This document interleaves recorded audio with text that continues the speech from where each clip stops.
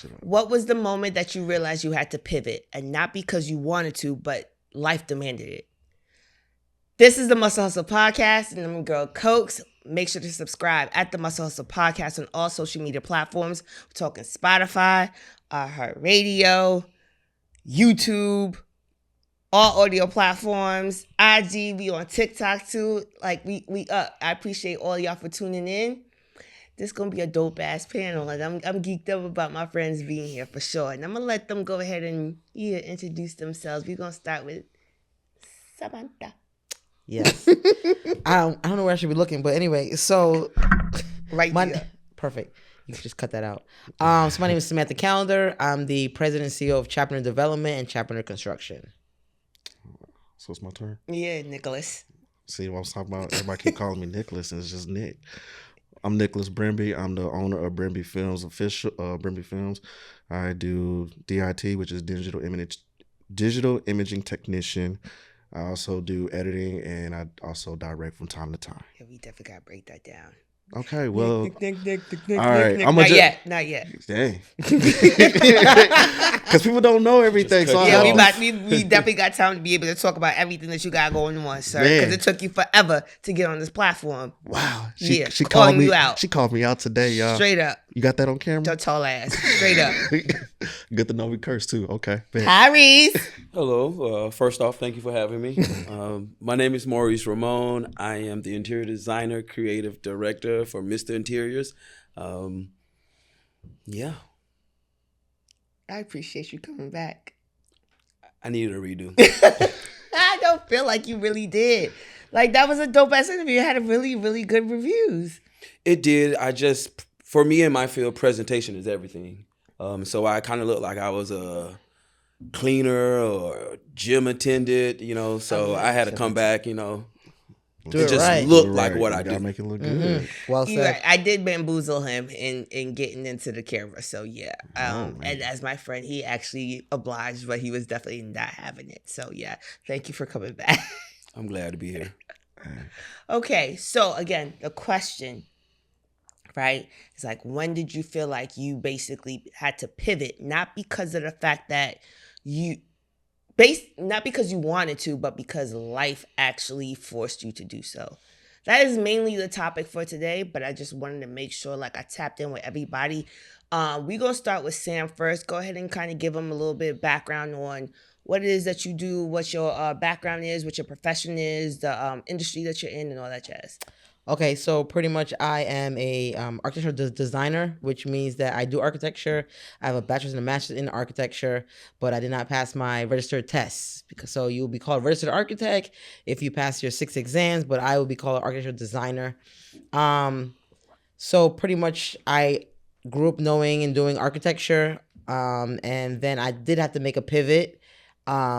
Can I talk about the pivot now? Yeah, talk about the pivot. So the pivot came where pretty much I worked for a huge architecture company in Houston, and we did stuff like Music Hall 713. We did post HTX, and I worked for them for 4 years through the pandemic and everything, and then I got laid off exactly, let's say, 13 months ago. When that happened, I was like, I don't want to work for anybody else. Time out. Do you know why you got laid off? I think I got laid off because I was one of the higher paid ones at the time, and they were just trying to get cut they're trying to cut back. Gotcha. Because I got through 4 layoffs, so I have no hard feelings. I'm not upset at them. I just went to a holiday party with them. Like, we were cool. Like, we're completely fine. Gotcha. But I had to make a pivot like 13 months ago, and I talked to my parents, and I'm like, you know what? I don't want to work for anybody anymore. I just want to just do it myself. With that being said, in the last 13 to 14 months, I built 6 homes here in Houston. Straight up. I opened up an architecture company. I opened up a development company, construction company, all one-stop shop. And we've been hitting the ground running since then. So, real talk, you mentioned something in regards of not passing a test. Yes. Right? I'm not really too familiar with the tests that kind of goes along with that industry per se. But is it something that you would have to go back and do, or is this something you're just like, yo, I didn't pass it, so fuck it? No. You can take the test at any time. Okay. That you want to.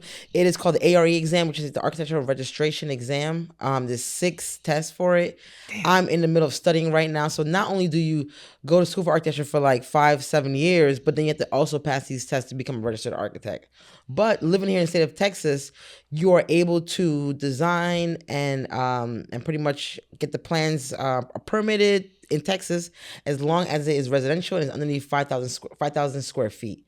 And most of the homes that I do, and most of the homes that people live in, is between 2,000 and 3,000 square feet. So unless it's like a luxury home, like in River Oaks, like nobody's going past 3,000 square feet with a home at this point. So what area are you actually like building your homes in right now? Well, right now we're in Independence Heights. We are in Cashmere Gardens. We are in Pearland.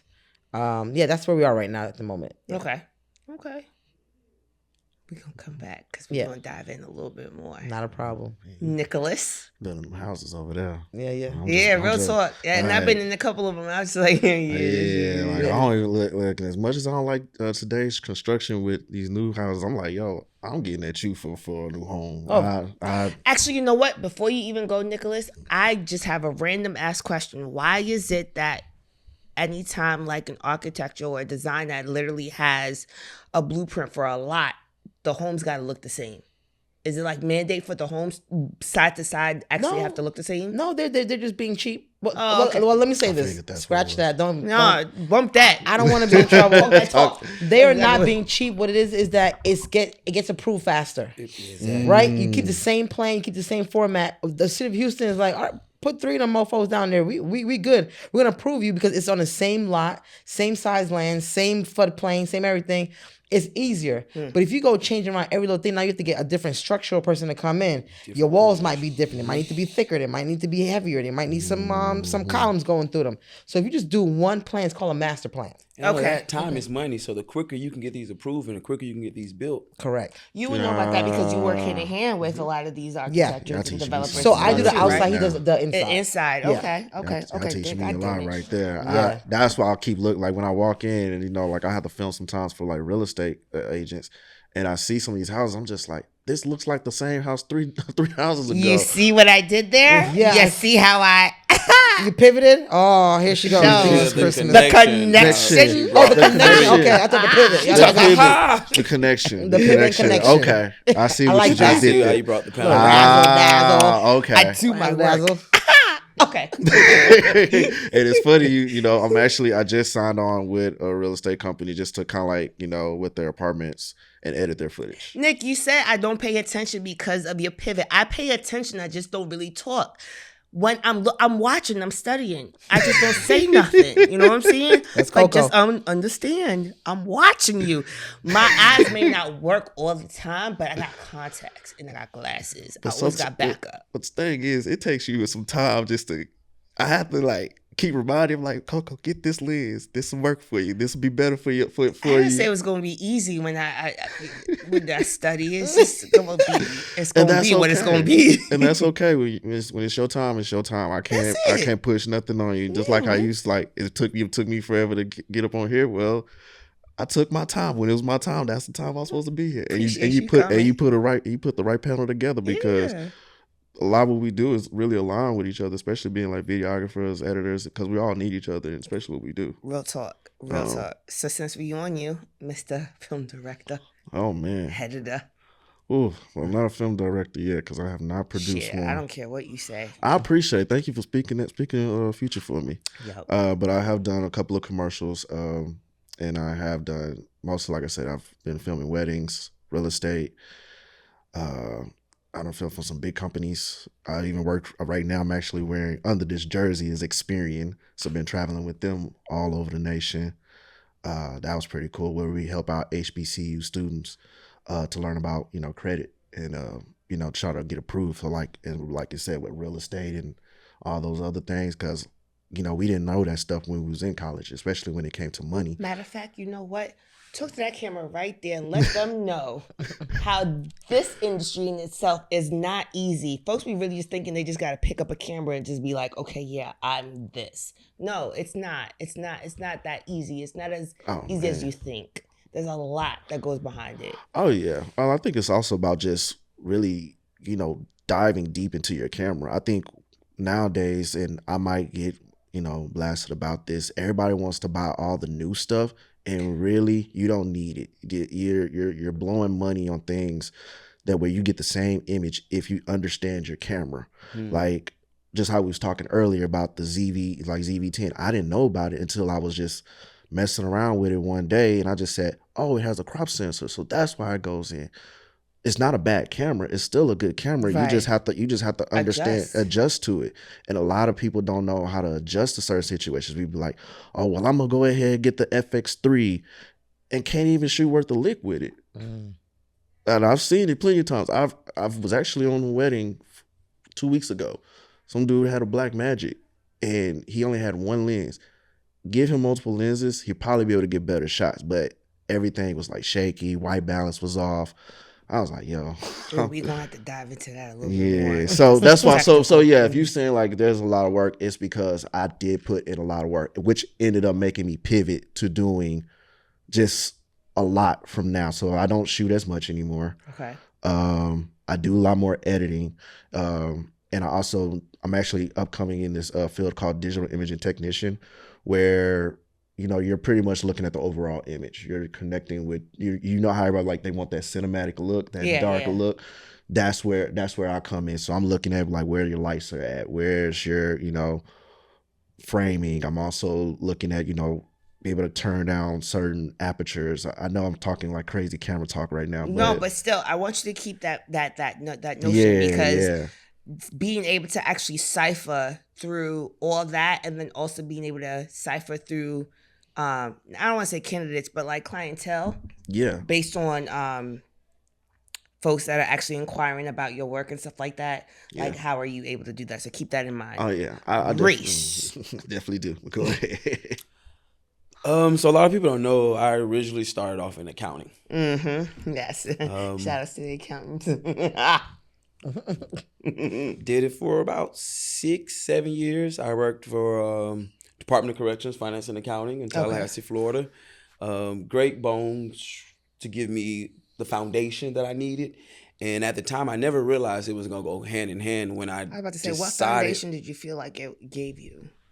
Numbers. Gotcha. Okay. Being very quick with numbers and discipline and structure. Got it. So it kind of went hand in hand when I finally did pivot over to interior design.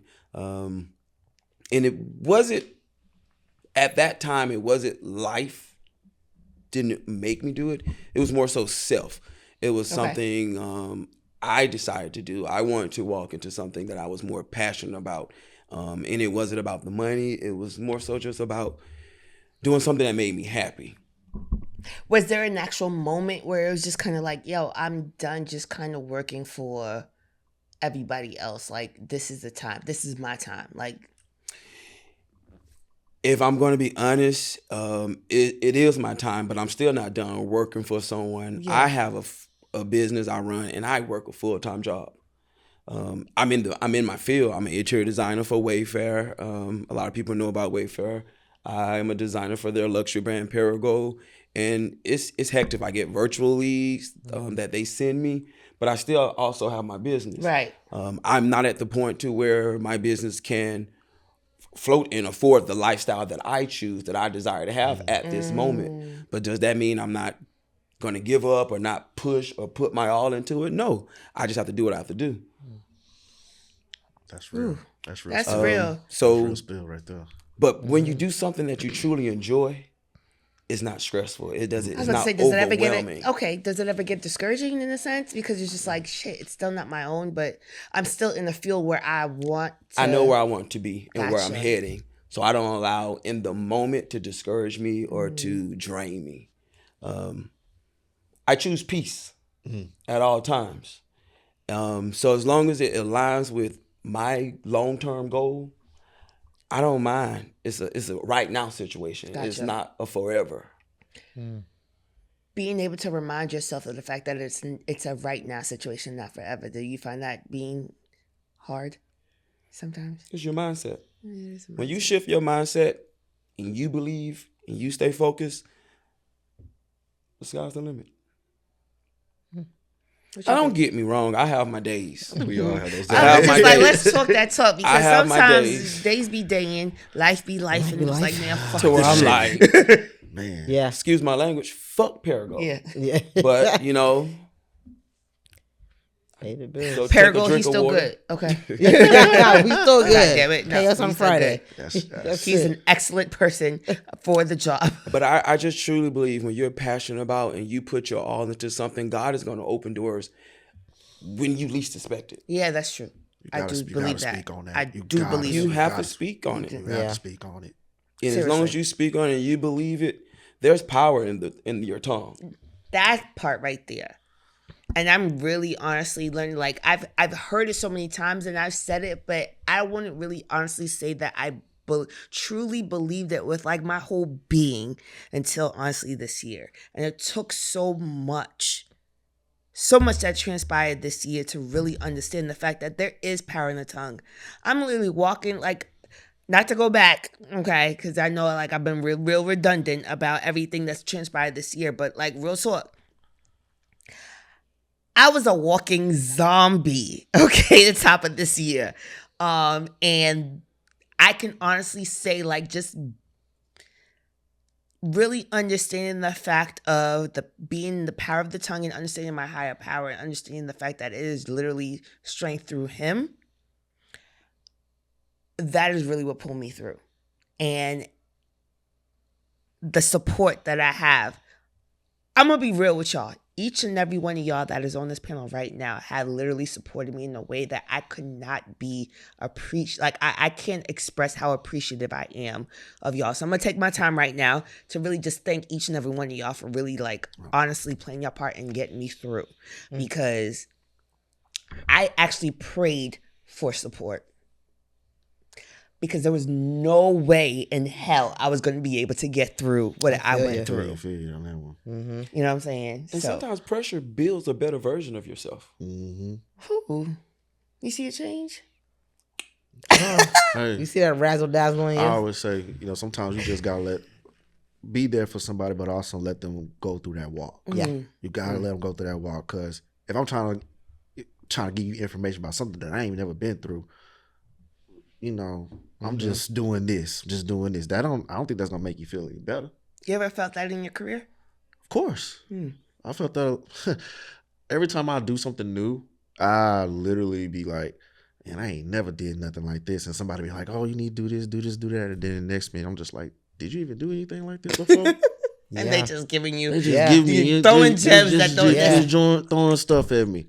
And I'm just It like, don't even stick. don't even. false ass gold. I'm just, yeah, that's true. I've had people try to come to me I got hired this summer to do a short documentary on a company called Monarch Injection Company, and half of the guys. So I was the only one that had documentary experience. Everybody else is like, "Oh man, we didn't know that you knew how to do this." It's all on my website. Mm-hmm. You Yeah. didn't even take the time to even look. No. And it's like y'all didn't take the time to look, and I said, and I told People don't read. I told the director, I said, this is the one thing that I realized. I said, and I hope y'all take this in consideration. Like really look at people's portfolios and know what they are shooting, because some people What don't they're know capable of. what they're capable of, because some people don't have doc experience. I always say, like, when you're shooting doc, be in the moment. You're not there. You're literally a fly on the wall. If you're just like, you could be having a frustrated moment. I know somebody be like, don't record this. I'm still gonna record you. Yeah. I think that's what makes it. That's what makes That's it. what makes it, That's yeah. what makes it. People want to, like, people don't know until they see it. It's just like, I didn't know you was gonna get that. Just keep That- the camera rolling. Yeah, that was a vulnerable moment. You know what's funny is the fact that when you brought that up, like, real talk, I literally had trouble setting up a BTS camera earlier because I was told that I needed to really kind of showcase a little bit more behind the scenes and less of the polished version of what y'all would end up seeing every Tuesday, and just kind of show a little bit more of me and how we set up and all this other stuff, right? So I attempted. I'm not too familiar with all my cameras lenses just yet, but I attempted. But it was a situation where it was just kind of like learning that and being adamant to understanding that this is actually needed, because it ain't always just the fluff. It ain't always just the glam that's respected. It's all, you know what I'm saying? Like that, this is an applause, but then also just the journey and getting to this point is also something. So even when they say, oh yeah, don't film that, like people want to see the real. And that's another reason why I allowed this platform to be able to, you can drink, you can curse, you can be authentically you, because ideally that's going to resonate. Now, granted, yes, I understand, like, you know, everybody got their job, they got their position, all this other stuff. But at the same time, like, sometimes the fluff in itself can be discouraging. You know what I'm saying? Yeah. And I feel like this platform in itself is one of those highlights where it's just like, look, you ain't the only one going through it. You know what I'm saying? You ain't the only one that's trying to get to the next point A to point B. You know what I'm saying? Like somebody else who you deem is successful, they had to go through a journey, or they're still currently going through a journey. They're just not showing you. And this is the way for them to show you, or at least speak on it. So again, I can appreciate the fact that y'all are definitely keeping it authentic and yeah. Oh yeah. Anytime. Shut up, Sam. Whatever you I think like. man, as many people that we have in this world, you only need a couple of people just be there for you. You ain't gotta need real talk. You ain't gotta need about 20 people. If you got 20 people, it's like somebody's gonna mess it up. Somebody.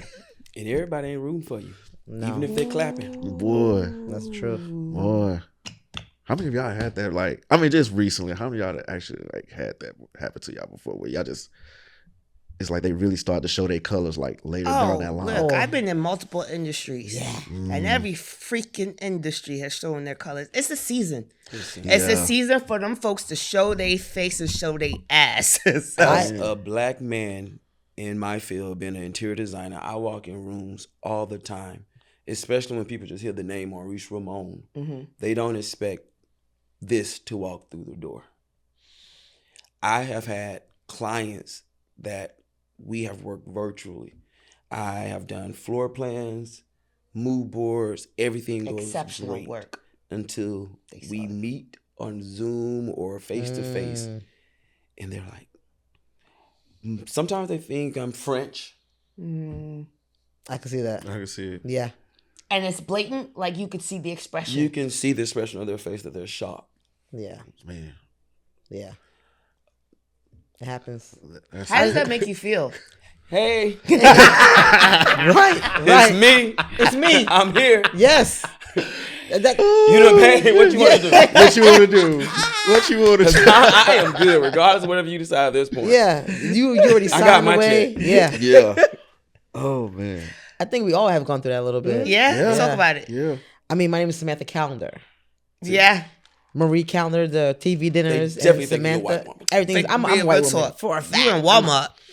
Your Yeah, kid when folk I at was- Walmart. Listen, when I was a child, and my mother, somebody would be like, Samantha, and I'll pop out, and they'd be like, oh no, it's not you. We mean young, you know what? That's not you. But I just want to touch base on what you said about how we go into certain places and they don't expect us, or they when I did the little pivot. Well, not little. There's nothing little about the pivot. Okay, talk about the pivot. The pivot is phenomenal. When I made the pivot, I now am in a room where there are.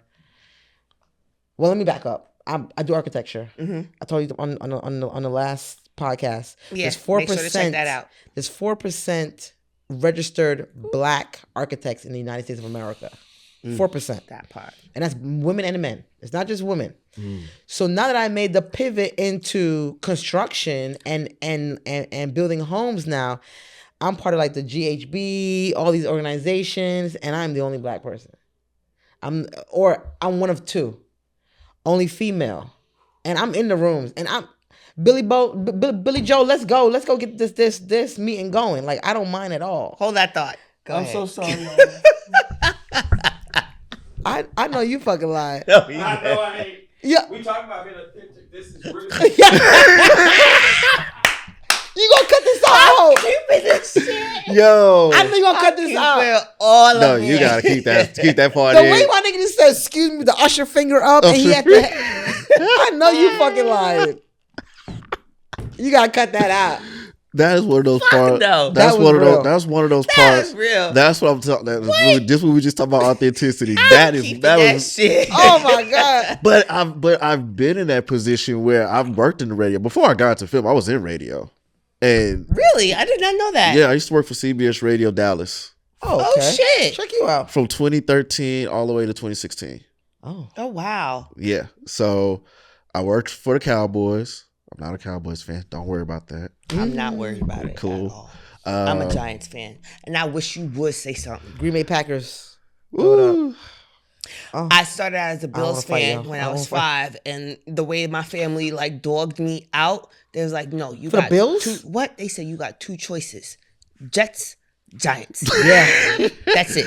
Sound Well, right. At least you don't. Fuck At least you me. don't live. At least you don't. At least you don't live in Alabama now. It's worse out there. They don't got no team. Right. No, Alabama, Auburn. That is life. Oh, as far as the college, Yeah, no, that that's is true. life. That is true. That yeah, is and they life. But I used to They- think Texas was like that too. It's not as bad as Alabama. No, Texas be thorough about their football. Yeah, We're but thorough. Alabama's Even worse. high No, school. No, we're Alabama's thorough. We're have thorough an about NFL it. team. What We're was thorough. Friday Night Lights? That wasn't football. We're thorough about it, but I'm talking about from a rivalry standpoint. Like, yeah, it's just like we could still be cool, and we won't. You know, some people don't. You know, you'll still be invited to the family reunion, even if Got you're a it. Cowboys fan. Versus somebody that lives in Alabama. It's Alabama Auburn rivalry weekend, and if Auburn beats Alabama, you the person that just wear Auburn jersey, they might It's say on. you. Yeah, Yeah. they might say you can't eat. Yeah. Yeah. Oh shit! Yeah. Gets a little real. You remember where you left off? It's nice to have What you else back. that we can't eat? What's going on? Nothing. The way you excuse yourself, Mr. Usher. What was I saying? Okay. But about the 4%. The Yeah. Okay. 4%. I'll start from 4%. All right. There we so, go. We'll go for 4%. All right. So, like I told Coco on the last podcast, pretty much in the United States of America, there's 4%. There might be 4.2%. I don't like to, say the wrong numbers, but I think like 4% I'm gonna check it. of registered architects are black women and men for the whole 50 states. So I was always like, one that wasn't in the room. Well, I was in the room and then just like, what are you doing in the room? Right. But now that I made that pivot now into, being into construction, also, going ahead and just doing my own plans and having a development company, there's, you see less of me all the time. And I'm gonna say this: I'm in the door. People speak about me before I even get into the room, and it's not in a bad way, but they remember me. And I don't have a problem with it at all. In architecture, I'll tell you right now, when I would go on sites, they would just be looking me up and down like, "How did she get past security? And why does she have a hard hat on? Like why is she on this $3 million site? I drew the plan, sir. Yeah. I want It's to my see. I want to shit. see if you fucking just shit up. That's what I'm here for. So, like the pivot from I want to say architecture into the construction field, I feel like it's been the same type of look, same type of thoughts, stuff like that. But one thing that I tell people all the time: nobody can close no door that God got open for you. That part, because I was about to ask you how you usually feel about that, and usually do you allow your feelings to kind of, show in a sense where I think when I was younger, Mm. but defense mechanisms. What I'm trying yeah, to I say. think when I was younger, I'm talking about high school time. Okay. But once I got, Yeah, I mean, 'cause you I know was you raised old. by. I tell you all the time. I give my parents the. What'd you say? You old too. Don't do that. You want to cut that piece out. Cut that piece out. Just- But we are all old. But I tell people all the time that I have phenomenal parents. Until whatever happens, I'm gonna give them their flowers from the beginning to the end. Real talk. And I tell people who have children, you can just give your child that encouragement and they will become freaking unstoppable. That part. My parents instilled in me that there's nothing that we cannot get into. You can't get into it today, we'll try tomorrow because we getting in the door. So I was always raised with that thing like, you don't like me, you don't like what I have, but guess what? I'm getting in that door. If I don't get in that door today, I'm getting in tomorrow. Whether it's architecture, whether it's the construction, like I don't see anybody that looks like me, but I'm getting in the door. Confidence. Yeah. Would take you places you would never imagine. There's also resilience as well too. Yes. Because Yeah. like honestly, Confidence you could is be big. confident, but then you could Confidence also is big. easily be discouraged even when you're confident, right? No, what do you mean? If No, you have no. confidence, you cannot be easily discouraged. You didn't have that confidence. You had a facade. You Okay. And it might come off like you are being, give me the word, Cocky. or you full of yourself. thinking you're Yeah, but let me tell you something. Like you just said it. When you are confident, and that's why I tell people all the time with kids, build them with the confidence. Those kids are gonna be fucking unstoppable. And as black children, we need to be unstoppable. because you don't care what people think. No, No. you Your were raised opinion that you don't- can do whatever you want to do. You're gonna be 67 years old. Then you can do whatever you want to do. You can jump over that rope, that hurdle. I just believe you raised that child. Like people always say, oh, he grew up to be this, he grew up to be that. Think about his parents who raised him. Right now, there's people our age trying to build their own confidence. Yeah. But can you That's imagine if you had that true. confidence at 2 years old? Well, it's all about what you're exposed to now. Correct. I'm actually understanding that now. Like the things that when you, and maybe this is maybe my generation or our generation, where we wasn't really exposed to so much. So it's like that confidence is starting to exuberate now more and more. Whether we're business owners, where we work at, it's like I got to step in. How old are you? I'm 37. I'm not saying my age, so y'all just gonna move around with this. You just. That's why I said. That's why I said our generation. He's right. Our Yeah, generation, yeah, correct. yeah. Got it. Go ahead. You tried. You tried that. You got it. See what I'm saying? Listen. Hey, talk that talk. You got it. That's that confidence there. You know what I'm saying? Yeah. That's that confidence now. That's that confidence right there. Hey, Kanye's confidence now less around. But yeah, it goes back to just like I said. Man, you may forget, but The generation of generation. Yeah, you just like we're building that up on us, and now these younger generation they starting to see it. It's just like I got kids coming up to me tomorrow. Oh man, I can shoot better than you. All right, what you want me to do? Yeah, what you want yeah. me to do? Let's see. Let's see. And then he shoots something. I'll be like, all right, it's nice, but it ain't doing what I'm doing. But then they come back to me. But I want to make the same money you make. Oh, well, you can't do half of this stuff that you does right now. You got to come in a little bit different. And then they taking that lesson. They just like, you know what? You know what you're talking about, Unc. That's where I'm at the age at now. Oh, damn. I'm at the Unc age now. That's all right.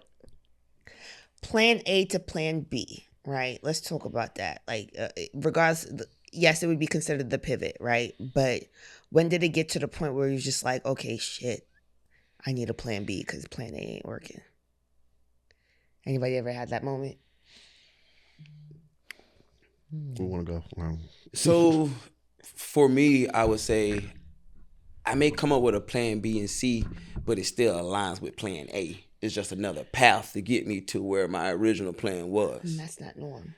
So I'm I'm not gonna be seeing that a lot. changing the structure of where I see myself going. I may just have to revamp, because what I had to understand is that just because God closes one door, it's not a setback. Sometimes he just didn't want me to be safe. He kind of wanted me to step a little outside of my comfort zone. Let's elaborate a little bit on that. A little bit. So when I first moved here, I was just Mr. Interiors. Yes. I had no job. Yep. Some people would think, oh, he had to get back into the work field, get a 9 to 5. It was a setback. Maybe that's how you viewed it. I didn't view it that way. I viewed it as like I was a little too safe. God knew I could handle more. So I don't see it as like, oh, now I had to come up with a whole nother plan. No, I just had to, maybe instead of going straight, I had to make a right to get back to the main road. A slight pivot. And there's no resentment towards the fact that you had to pivot either, right? It was just a matter of just like, hey, I understand what it was and it is what it is. You can't let it hold you down. That part. When you think negative, it's going to push you down. You're going to start doubting yourself, become discouraged. Some people wouldn't say that it's thinking negative. Some people would say that it's thinking realistically. Well, it's because if they haven't tried it yet, like I know I get it from thinking realistically, but if you're already speaking negative, like, oh man, I don't know about that. I haven't really tried it. Have you really tried it? And you put negative You energy put out energy there already out instead there. of adapting to the change. Exactly. Yes. Okay. Y'all spitting some hot shit. Right. Listen. Like my Fire. Plans ain't always going to go how you plan. Yeah. But you got to adapt. if y'all want to talk about adaptation, filmmaking is definitely adaptation. Let's talk about it. Listen. It's literally like, actually, I can tell y'all when I made a video about it on my Instagram about the day. I know a lot of people are always using a gimbal, so I'm out in New York for this Poland wedding, and right when we get to the bride's house, my gimbal breaks. Damn. And you know, people want that smooth shot and everything. They want that Ronin. They want that. They want it all. Yeah. When I said the photographer looked at me, he's like, "What are you gonna do?" I said, "Don't worry, I got it." He's like, "You sure?" I got it. Don't question me. I got it. That's Confidence. Don't question me. I got it. I was like, don't worry. Who ends up editing it at the end of the day? Me. Got it. Because I know what I'm looking at the end of the day. I know what I got. Hey, I built out this camera. I've been working with this camera for a minute. I know how to keep my body in a certain posture. I know where I can go, where I cannot go. I've done those things and I've been through those situations. So now it's just like adapting to those situations. And I'm like, I got it. Ooh. So that whole wedding, they loved it.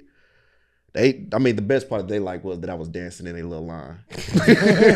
Come on, I get don't know. in. For me, anytime like life kind of rerouted me, I always became a better version of myself. I became stronger. If it was business, relationship, financial, anytime there was like something where I had to reroute myself, at the end of the day, when it was all over, I was a better version of myself. Clearly, because that's lessons learned to be able to better yourself, and regardless, right? Who wants to be stuck and stand still? You know what I'm saying, and be the same person that you was honestly a month ago, 2 months ago, a year ago, whatever. Like You got that. a lot of people. Everybody ain't a hero. Yeah. Yeah. Oh shit. I mean, you happen to find us three, but that doesn't mean that that's what everybody's going through. That people might pivot and lose their shit.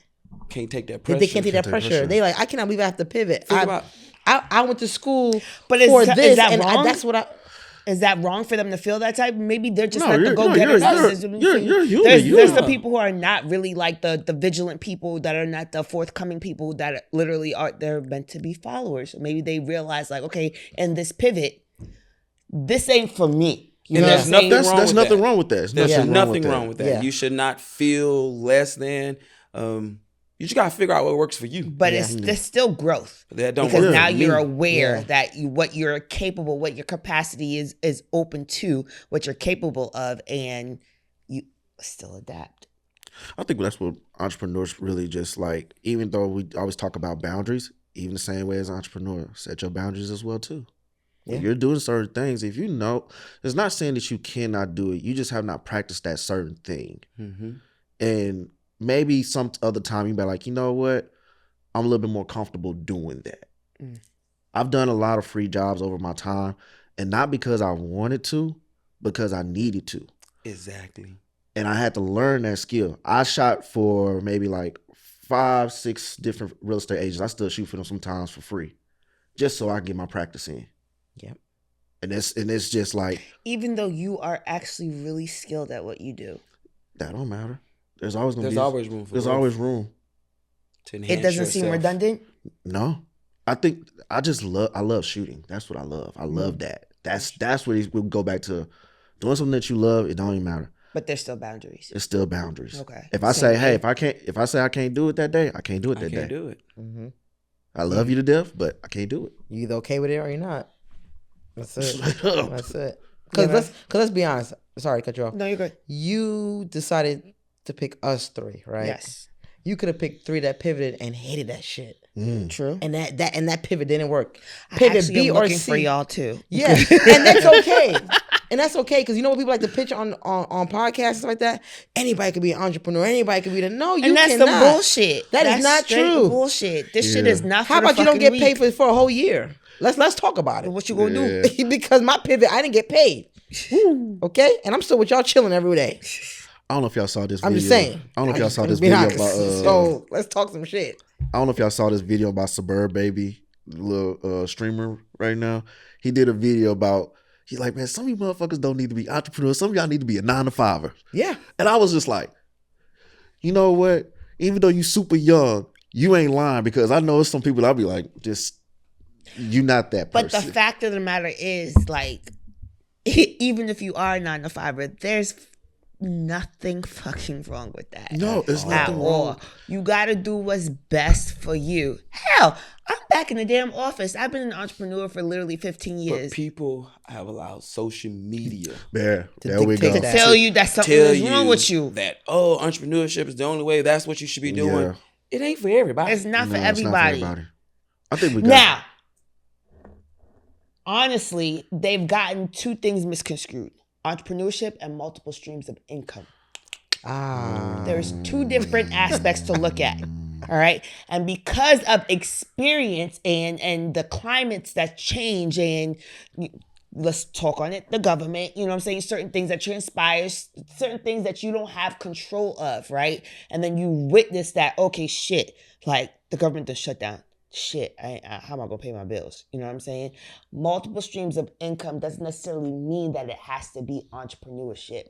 You need to study both terms and understand exactly what aligns with your lifestyle, what aligns with your mental, what aligns with you, period, and what you're speaking on for your life.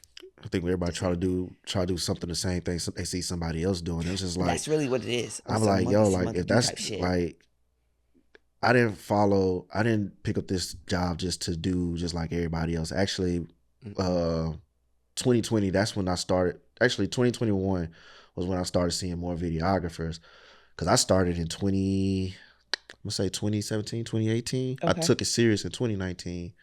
But about 2020, 2021, you know, of course, everybody's inside. Everybody's trying to shoot content. And then you got a lot of people that's coming from all different places, like New York, Florida, Cali, you know, everybody's like, I'm a shooter. I'm just like, Florida. And I'm just like, okay, cool. I mean, it was a good thing to see, but then after that, as the years went by, they realized that they wasn't making as much money because they was trying to think that, you know, this was going to be the way to get them out the 9 to 5 or this the entrepreneurial career. And it's like, nah, there's more. There's more. There's way much more. It's more than just filming influencers. They're more than filming bodybuilders. Nothing against the bodybuilders, guys. I understand y'all want to be stars too. No problems. Don't want no problems. Same way with influencers. I don't want no problems. But there's so many different avenues to make money in videography that we forget that it's the smaller businesses, your restaurants, real estate, even the stock market. People want like podcasts. Like we're here at the Hive. This is another way to make income. And I'm pretty sure they ain't just shooting like something they don't want to shoot, but they got something set up. It's a good setup, but it's like I always say, simplicity will make you go a longer way. Don't blow your credit up just to buy the new stuff. It ain't worth it. It is not worth it. Purpose over ego. Please. Something I tell myself daily. And it was something I struggled with because I say if I had a biggest pivot of me was to stop trying to prove myself and to just walk in my alignment, my fulfillment. So daily I wake up and I will just be like, Reese, purpose over ego. You feeling like you had to prove yourself, that weight, because clearly that's weight, you know what I'm saying? Like, where did that stem from? Honestly, comparing myself to different people I may have went to school with or different interior designers that I know we started at the same, and just to see how they blew up. Yeah. And I was like, man, why I can't get $1 million project? So in the end, most of the time, it always still stems with us. We literally create this whole thing in our freaking mental that it is literally like, it can literally be detrimental to our own growth. Correct. I'm learning that as well too, even now. Yep. You know what I'm saying? Literally having to humble myself and be like, shit, I gotta go back in the office. Fuck it. See, I don't compare myself no more to anyone but me. Nice. It's me versus me. Yep. As cliche as that is to say, it really hell, I even used to hear that a lot when we was bodybuilding, especially on the pro sector. You know what I'm saying? Me versus me. I didn't understand the old. I'm not gonna call them old. No, the old heads. I didn't understand the old heads when they said that joke. You know what I'm saying? But I understand that shit now, and I definitely get that. But yeah, it definitely is a me versus me situation, and it's not cliche. No, that shit is truth as fuck. Yep. Yeah. I agree. Damn. Because what's for you is for you. It's for you. Mm-hmm. And what's not for you is literally going to end up on the wayside. Mm-hmm. No matter how hard you try to make that shit work, it's not for you. And you're going to wish you never even try to even kick that door down that they say this one's closed because the other one is open. Can you leave this one alone? Yep. Leave it alone. You're not supposed to go through this door. Yeah, I mean, I go to church a lot more now, right? Nothing wrong with not that I stopped going to church. I think once I moved to Texas, I need to find my groove, find my people, find my church. And let me tell you something. Sunday is like a real reset, because I feel like we're going through so much, and I feel like we're praying for these things from God, and sometimes you just go into the house of the Lord, and you just sit there, and you're like, oh, you're right. This is not the one. I need to relax. This is not the one. This is not the door. The door is to the right. Or sometimes God is blocking you from something that is going to tear destroy you down to the devil, down to the ground. It's going to destroy you. You've been dreaming about it. You've been writing on your mood board, and you and your girls got together and put in your prayer thing, whatever. And God said, this is not the one. Matter of fact, go for it. Let me show you how it's going to tear you down. Because you just keep trying. You just keep trying. You keep I said no 5 times, and here you go. Number 6. But my thing is this. I've been in those situations, and the pivot, I keep going back to the word pivot because it's really good, but when I had the chance to pivot from something, it's pivoted me to something so fucking great. It's like, oh man, I wish I would stop fighting that shit like 6 months ago. Because I could have been hitting my shit 6 months ago, but I was fighting that devil, trying to get through that door, when I just needed to pivot and go towards something that maybe is out of the ordinary, a little bit more stressful, a little more time, and look at me now. Not a problem, not a worry to worry about. Nick, you ever felt like you is at a point where you're just like, shit, this ain't where I needed to be, but this is where I want to go, and the Lord's pretty much telling you can fall back. Nah, I got you. Of course, that's always going to be the case. That's where, for me, like pivoting is, like I said, setting a schedule, setting some boundaries. For instance, like you just said, Sundays. So like Sundays are really, of course, church. If I do end up going, sometimes I just read on my own, but also I still go by my parents' place. Those are our days to kick it. You know, we all football fans, and you know, we just chit chat, talk.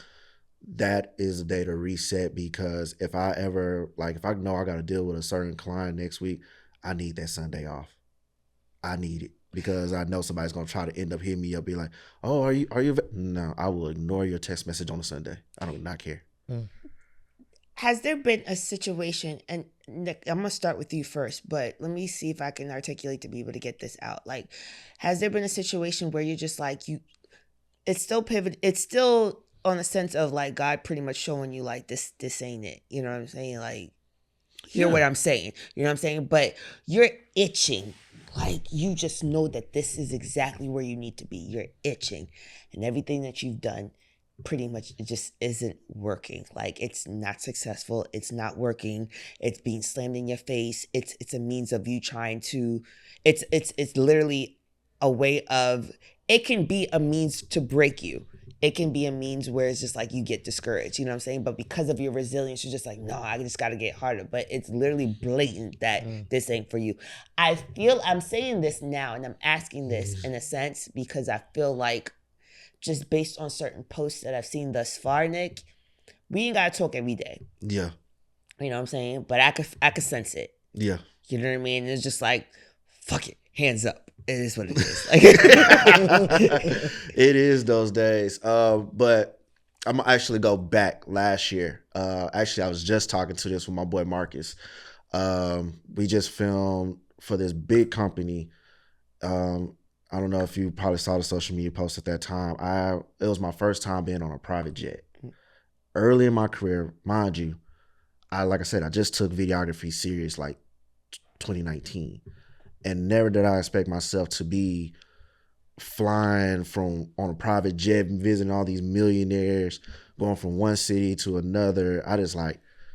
And I thank my boy Marcus, because I was like, man, you didn't have to bring me along on this. But that goes back from like me making connections over time. Mm-hmm. So once we came back and landed, and me and him both said it, I was like, we could do this. Mm. Mind you, these Caucasian people. Yeah. They just saw 2 big, tall brothers. That's really what it is. Marcus is about 6'5". I'm 6'3".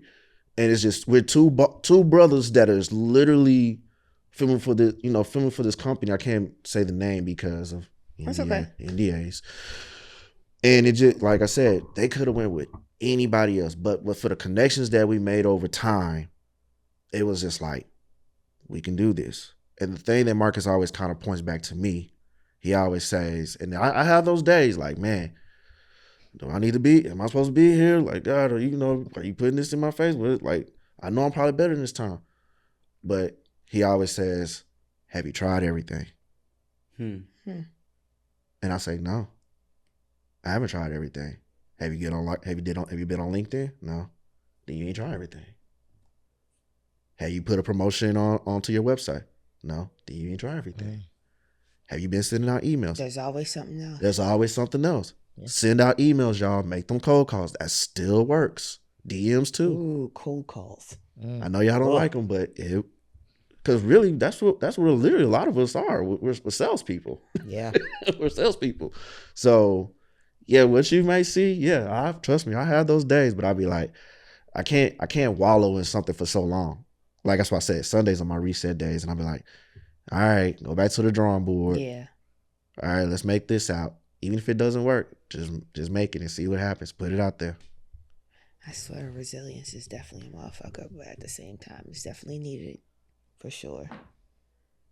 I like how you worded that. Real talk. You definitely have to put it out there. Yeah. What's the worst that's gonna happen? What's the What's worst that's gonna happen? Motherfucker gonna tell you no? Shit, I've been told all my life. I hear no. Yeah. And what? Okay. No, you ever apply for a job and when you don't get the job, they don't send you no email back just saying that you didn't get picked at all, and you just sit there like, man, I know I killed that job interview and you never got that job. You just like, damn, I'm kind of hurt right now. just a little bit. Just a little bit. I feel that way when I do proposals to clients. And I'm just like, you can at least reach back out and tell me you're not gonna go with me. Yeah.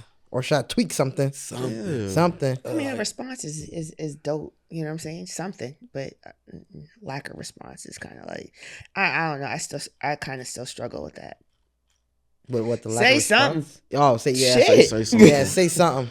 I'll follow back up with you. Send me a ... Oh, you don't mind double texting, huh? Well, I'll follow back up. Hey, it's me. Just wanted to check in. Right. Maybe you didn't see it. Yeah. If you didn't, you see this. It's attached again. Call it all. I don't mind calling. Mm-hmm. Now, sometimes we do this one thing. We'll throw in a little extra just so the client will come back. So we'll do like an extra video or something. Like I'll even do like a 1-minute video. Be like, hey, I did 2 30-second clips that you could just post on your own.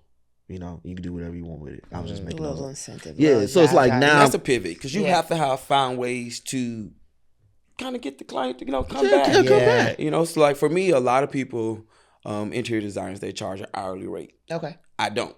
I bid my projects flat out, so the cost, everything, and then my consultations, they're free. Interesting. That's not exhausting. I can kind of, where I'm at now, I can weed out who's really serious and who's not. And like I tell people, the consultation is a meet for the both of us to see if we want to work together. So just because you do a consultation with me and you may want to hire me doesn't mean I'm going to accept. It's not one-sided. No. Okay, I hear that. Because it has a lot to do with what we're doing, what the project is, what the budget is. And if I don't feel like it really aligns with where I'm at, I won't take the job. Would you refer? Me? I just will tell you no. Refer you to who? God, because this is it. This is the end, the beginning and the end. It's a relationship. It is. And I have learned. And he's dead serious too. You can get some aggravating clients. Yeah. And so if I'm on a consultation and you all over the place and I don't feel like you really know exactly what you really want, that's a red flag to me. Ooh. Yeah. You done went through like 6 different visions. That was was in every industry, I'm sure. I was about to say. Because you sound stressed. Yeah. You talk to me like, God dang, I got a flashback. I'm contemporary, but you showing me all this traditional stuff. Yeah. Oh. About to give me a run for my money. Yeah. For sure. Yeah. Man. All money ain't good money. Yeah. Oh. Say that again. Say that right there. All money is not good money because my time, I love what I do. And so I really pour into the vision. It does really, I can see it. I see it. I'm not finna revamp my vision more than twice. Yeah. And that's in my contract. Oh shit! I learned that the hard way. No, you're right, because those revisions will kill your shit. What? You done presented 4 different mood boards and we still ain't moved forward. Yeah. We started in August. Here it is, November. Oh, shit. And we haven't even bought nothing. Yeah. Yeah. Yeah. And that's why interior designers charge by the hour. It's valid. Very valid. But I learned how to Very tweak it. Yeah. You get 2 revisions. This is the deadline by this date. If we go past this is the next fee. Ooh. I had to do the same. I had to do that same exact everything. thing. I had to do that same thing with editing. And I have to keep you on track. Yeah. Yeah. On the side. 2 revisions. That's all you get, man. 2 That's revisions. Because then after you holding back on somebody else doing something else, I can't even move forward. how am I gonna move forward if I gotta keep stressing about like this little bitty stuff? It's just like, oh, this little tweak right here. Oh, they look a little bit out blurred or something. You didn't say that through the first revision or the second revision. What's going on? I got. And then sometimes they ended up getting an input from somebody else. That's what ended up happening. Oh, that's for the the most worst. part. You know what I'm saying? That's But they really ain't seen what it it first or is. That's the second. worst. And so the That's third the time they worst. just so happened to have people over, and they were just like, "Oh, what about that?" And they pointed it out, and it was cool at first 2. But then my girlfriend done told me, well, what about this? Yeah. Oh yeah. Oh, I didn't see what we call it up in there. You wasn't even thinking about that. Yeah. That's a fact. That's a fact. What happened? I always do that with weddings too. I tell them, like, I'll talk to the bride. I ask them, I say, is there anybody or anything that you want me to capture that's a pivotal moment for you? Because that is going to make or break this video. But here's the thing, though. They're already like at an all-time high, though. Like they're just Right. like they're not thinking. Well, that's why you talk to them before. Before. That's what What's those before? Like, give me a time 3. frame. You could do 3 months, 4 months. Oh, okay, You okay, could, yeah, okay, you could do that. Not the day of the wedding. By the day of the wedding, shoot, you gonna go. Yeah, right. You That's gonna why I was go. at. Okay, I don't have no questions. yeah, okay, Yeah. I got you. As far as like real estate, or just like being in your industry for the most part, like real estate, period. Like, you ever had to deal with people pivot? I mean, it seems like for me, from the outside looking in, like you kind of have a little bit more mandate on being able to set the tone and this is it. This is what it is. Like, there's no pivoting. Yeah, because I'm the client. Okay. I am the client. So far, like, first of all, like Maurice says, the revisions, like Nick said, that's what I have to deal with as doing architecture. Gotcha. Those motherfuckers are annoying. But what happens is I am the architect, I am the client. So the person who would annoy me as architect is the client. But guess what? I'm the client now. So I can annoy nobody besides myself. Okay. If it's effed up, go fix it, Sam. But like, who else is fixing it? Now, when it comes, like, I'm not on that end no more. I'm not on his end anymore. Gotcha. When I was doing architecture, I go through the same in thing. the Go end, through they're just every buying. single day. Yes, every day. Me and I have the same life every day. But now that I am the client, I'm doing my own drawings. I'm getting them permitted myself, and then I'm also now subbing out all the work to contractors. I'm building it myself. You know me. I'm at work 6 days a week. Yeah. So there's nobody that's complaining. It's me. Yeah. Complaining to myself. To yourself. True. That's Which is it. so much better. It's so much better. Like, if I piss myself off, it's like, okay, Sam, shut the fuck up. Like, Unless you're in that group. yeah, or And you're in we're my group, hearing or whatever. But yeah, they hear it, from the stealing and the whatever. But it's I'm my own boss, my client. I'm everything in one nutshell. And I love that pivot I see that. because I don't answer to nobody. You know what? I answer to God and my mother. You know, my she's very active. Yeah, she's very active. Very active. But no, I don't. Thank God that I'm out of that part of it. But let me back up. So now I'm going into I'm letting people hire me now. But I want to finish all my projects first. Like I said, I built 7 houses in like 13, 14 months. Yeah. I'm exhausted. Gonna take me a little month break, and now I'm gonna start accepting clients. But that's a little bitch in itself, because now they want consultations that are for free. So I gotta sit down now and hear about your fucking dreams and shit like that. What their desires. Yeah, your desires. And I don't know if you got a pot to piss in or a fucking window to throw in. Budget probably ain't matching the The dreams budget and ain't what matching they the see. Yes.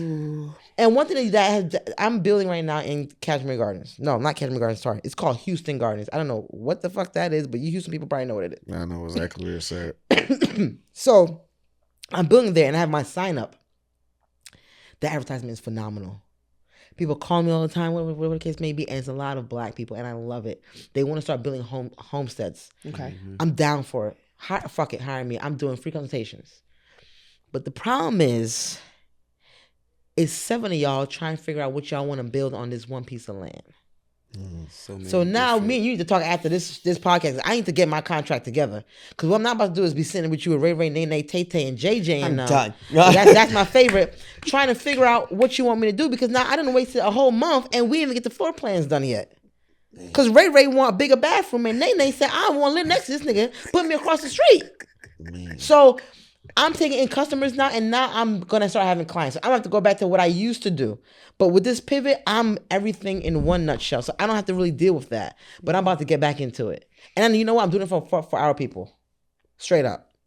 I'm looking for African Americans, black people. I want us to have real estate. I want us to have generational wealth. I want us to have homesteads. I want us to be able to not be run out by what they like to call us transplants and expensive developers that are kicking your mom and your grandma out of the house that she been in since 1940. Facts. Yo, because you know they was doing that in New York a lot. Now they're doing it here in Houston. New York ain't gonna stop. They gonna just when I went there for the first time, I saw it. I was just like, this shit is real. Yeah, I only left like 6 years ago, and it looks different. Yeah, Crown Heights alone is like Bed-Stuy, Flatbush, Bed-Stuy, Flatbush for sure. Like and what? I was in Queens on one side. It looked nice. And then you go on the other side. I was just like, whoa, wait a minute. That was Jackson Heights was... That's not the right name.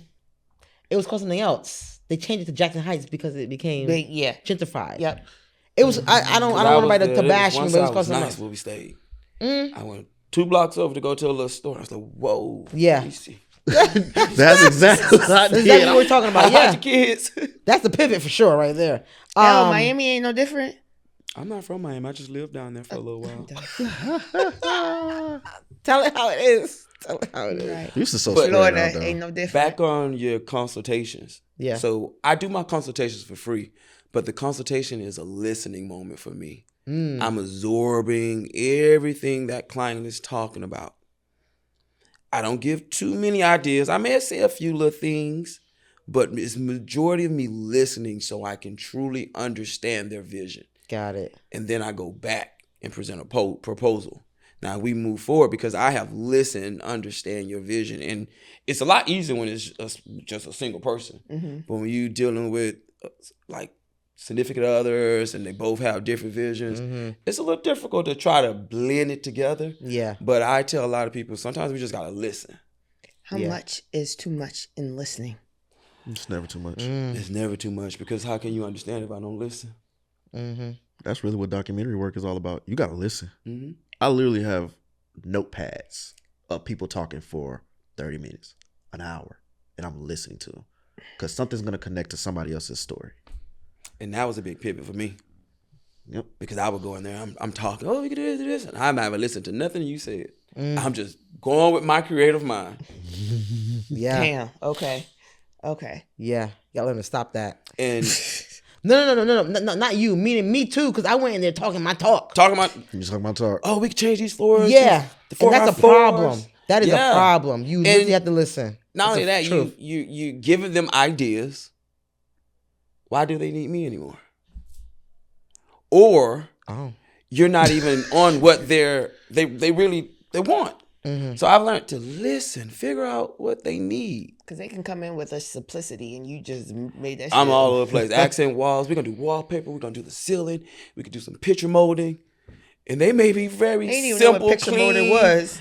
Like, mid-century. Mm-hmm. And I'm trying to do big chandeliers. I got to say this one thing. Do y'all ever get mad with like just like consultation? It's like, oh, it's a simple fix. Always a simple fix, but it's not for us. What? It's a small. It's simple. You got it. What? Yeah. It's nothing simple. It's It's not. not simple. Oh, this is not. Oh, this is a little thing. It's a little thing. Now when they think they can knock on a wall, we're gonna knock this down. You don't know. That is a low bearing wall, sir. It's a low bearing wall. We gonna die if that wall comes down. I'm dying. We need this. They put this for a reason. It's here for a reason. I know you want to open your home up. Yeah. But your whole home going to be open for real. Yeah. That's a That's always one. We can Oh, knock I hear this that. They wall always down. knocking on it. Why they knocking on They it? always knocking on it. Like, I don't tell you nothing. Who they told you in school to knock on walls, and that means you can knock They it down. saw it on what is that? What's that channel? HGTV. Yeah, What have that's you all doing it is. foolishness? Now, they make it seem so easy. Yeah, but they got the They plans. They cut. They got the structural plans and they got the architectural plans, and they know that is a low bearing wall, and if we knock that down, everybody in this room dying today. Done. And they tell you in the contract that they're about to really destroy your whole home. I heard. They gut everything. I did 2 episodes. I can't remember the name of the show. And when I say I was a production assistant at that time, and I was just like, they like, okay, we're gonna film this day, this scene, and everything else. But while I'm watching the house being destroyed, I'm just like, this ain't nothing like I saw.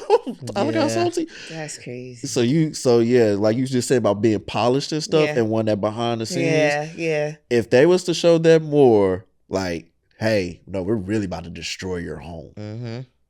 I want to see something like that. You want to see something like that. Which is funny because now that I'm thinking about it, when you put it in that frame of mind, I'm just like, oh, everything makes sense now. Okay. Mm-hmm. Okay.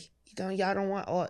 I'm saying no fluff, but yet I'm still giving you fluff. Yeah. In a sense, you know what I'm saying? So yeah, now y'all about to get some real raw rugged shit.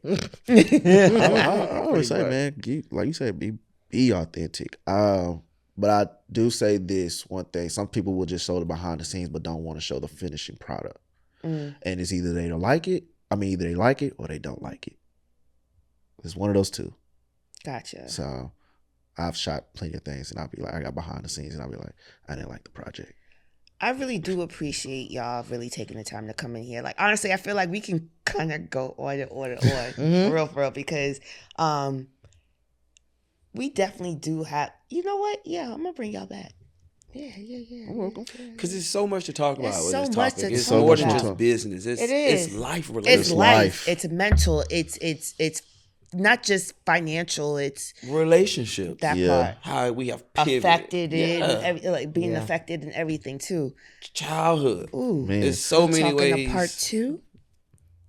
Part 2, man. I'm gonna just say, hey, by that time, I think I'm about to go back home and read that book again, The Let Them Theory by Mel Robbins. Okay. I've heard about that one. It's a really good book. It's better audio than reading it. My Like, pops was talking about that book. it's Take advantage of my audible. you'll feel Yeah, I like, heard that. okay, I'm good now. I'm not even worried about half of the stuff I used to worry about anymore. Those are some type of books I need.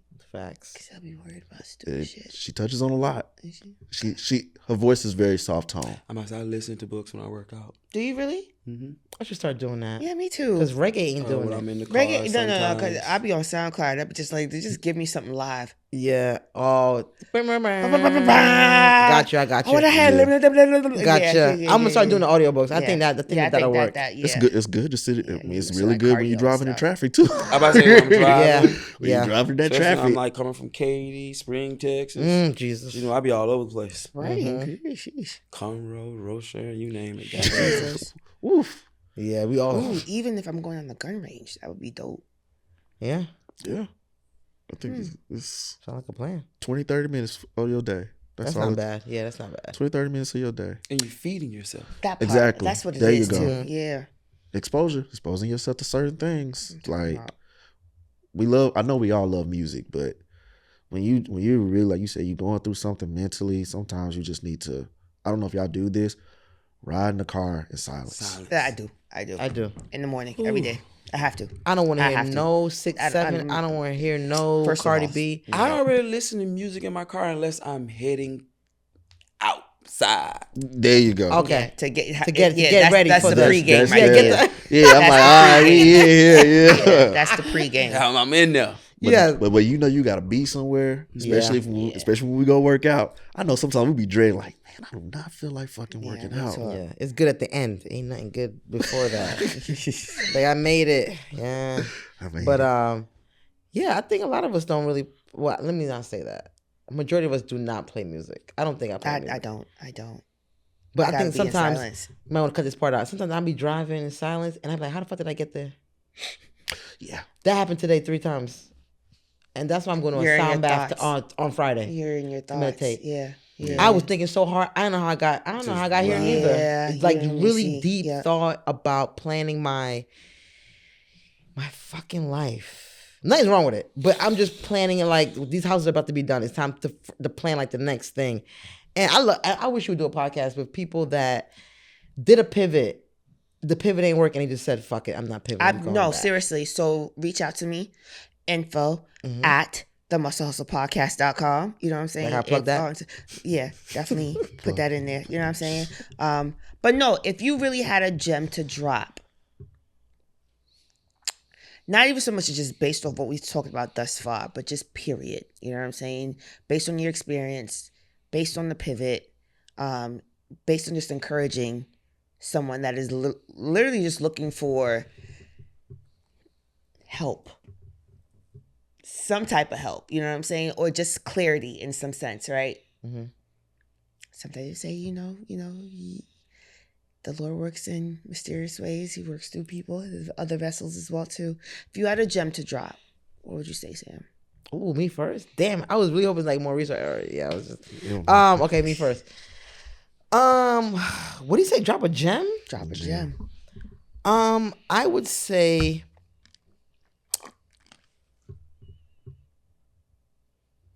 prayer is powerful. I would say, and I'm just speaking about me, a gem that I would drop even to my younger self. Mm-hmm. Prayer is powerful. Your mind is powerful. I believe that if you believe that you're going to do it and you've taken all the steps and the initiative to do things, I believe that you just need to do it. I would say that when you speak positive words, I feel like it comes from your mouth to God's ears. That part. Automatically. And with me specifically, everything that I've done, I prayed for. I've worked on it. I've double backed on it. I've prayed on it. And I've done it. I've done the work. I cannot ever say that I've done anything that I didn't work for. And I believe that if you want something, work for it. That part. And if you can't work for it, you can't figure it out, find somebody else. The people are more helpful than you know these days. You don't know who you're sitting next to. Yeah. I don't even know who I'm sitting next to. I can't wait to connect once the podcast is finished. Oh, same. And that's just the honest truth. You never know who you're sitting next to. You just speak positive about what you're doing, about yourself, and people would really hone in on you. Yeah, we'll talk. And that's my gem. Speak positive about yourself and leave it to God. That's it. Nicholas. Oh man, I'm gonna let Maurice go. Why everybody want Maurice to go? Okay, Maurice, you want to go? I would. I'm So still my thinking first about it. thing I was was thinking too. prayer, God keeping him ahead. But if I would say every pivot has taught me the importance of keeping my peace. So pivoting without losing your peace, because you can't hear or focus when you're in like chaos. What does peace look like for you? I can't worry about what I can't change. Gosh, yeah. That's why I said let Maurice go. That's why I'm like, you Next. gotta let Maurice go. That's why I said let Maurice go. I mean, I know I'm going. I grew up in church. Okay. And I was raised by my great aunt, my mother's auntie, my grandmother's, not her youngest, but she was the next sister. She raised me, an old lady. I love her to death. I love my mama too, but she was old school. So everything when you would get in trouble or anything in life, she would always have me to come and pray, and she would always tell me, "You gotta stay calm.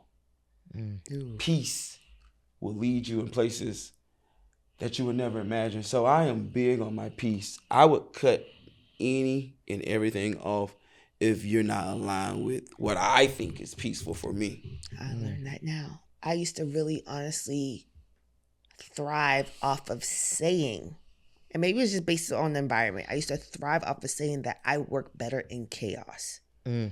Yeah.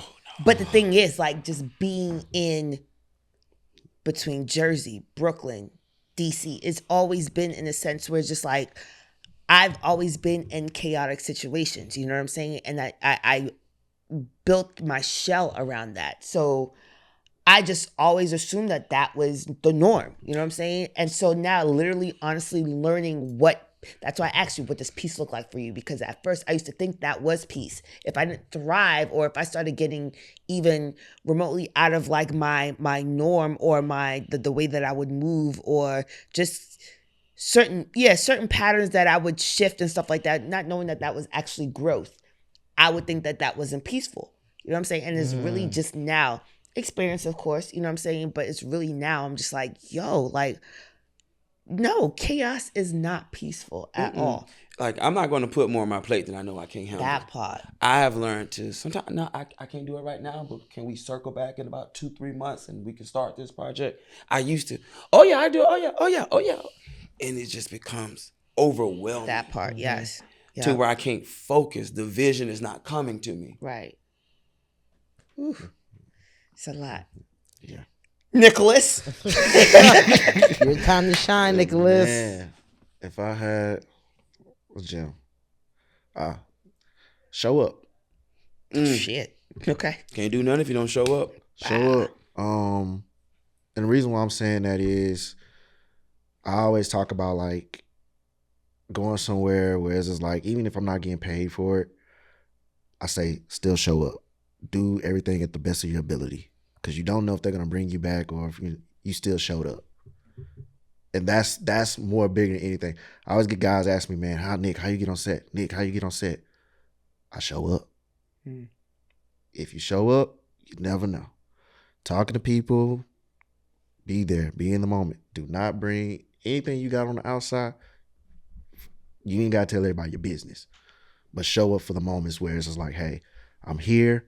There's a reason why I'm here. And God got me here. Now it's just time for me to show up and show out. Man, that was big. Yeah. Go home and give them your handle. Let them know where they can find you. Why you have to clear your throat for that? You know, I'm coming off of bronchitis. I'm good though, y'all. This I just want to throw it out there, man. I be coughing shit. So you can reach me at Chapender Development or Chapender Construction. Is that the handle? What do you mean? Yeah, what do you want me to say? The @ sign? I thought so. I'm gonna do it over. No, because you didn't cut that shit out. You didn't ask me. Chapender Development and I see what you're saying. Okay, let me do it over again. So Chapender Development is one Instagram page, and the other one's Chapender Construction. We have a development company and a construction company. So follow Thanks, both. Sam. Anytime. Don't worry, I'm gonna tag it. Thank you. Put it right there at the bottom, right here. If you can, put it on the top. I'm good. I can't even hear. Nicholas. You been having a little bit too much fun with that name. Come on, Nick. Yeah, we doing. Nick. No, stop, right there. I was teased, but that was that way when I was a kid. Man. You should say you own Nickelodeon. You see, you're not a Just say pivot. what you You gotta just say. said it with that. Nick Cannon already beat me to it. You're right. Yeah, man. But y'all can find me at BrimbyFilms_official. My website is www.brimbyfilms.net. You can find me at _Mr. Interiors. Mr. stands for Maurice Ramon. Get it?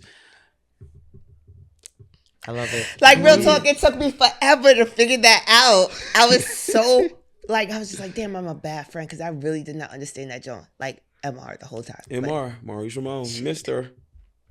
I like that. I like that. Oh, I thought it was see? Mr. Thank A you. lot of people think it's So it's not Mr. just Interiors, but it is, but it stands for my initials. You know what I like about today's episode, Maurice? I've never really got to talk to you until really like today, and I was just like, man, what does this guy do? But I've seen a lot of your work, and I'm just like, bro, I'm gonna get your flowers straight up. You cold. I appreciate it. You did Bree stuff. I did. You cold, bro. You's a bad mother. Shut your mouth. I think a part 2 is definitely needed. Yeah, for sure. Let us know. Again, make sure to subscribe at the Must Hustle Podcast on all social media platforms. Thank y'all for following YouTube.